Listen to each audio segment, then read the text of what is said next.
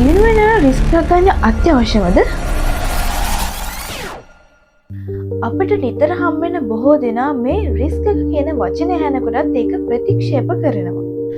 දියුණු වෙන්න නම් අපි අනිවාර්යෙන් රිස්ක් එකක් ගන්න ඕනෙමද?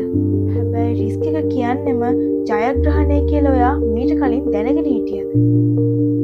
සමාජයෙන් ගොඩක් දෙනා අපිට කියනවා ඇයි ඔයා රිස්ක් එකක් ගන්න? පරිස්සම් වෙන්න. සල්ලි පරිස්සම් කරගන්න වගේ දේවල්.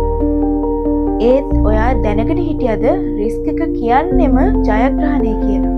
ඔයාගේ සමාජය ඔයාගේ වටපිටාවේ ඉන්න අය මේ වචනටත් බය වෙද්දී ඔයා මේ වෙනකොටත් ඒකට ඉදිරිපත් වෙලා නම් ඔයා දැනටමත් පොරක් වෙලා ඉවරයි. ඉතින් ඔයා ලෑස්ති නම් රිස්ක් එකක් ගන්න. මම කියලා දෙන්නම් ඔයාට හරි විදියට කොහොමද රිස්ක් එක මැනේජ් කරගන්නේ කියලා.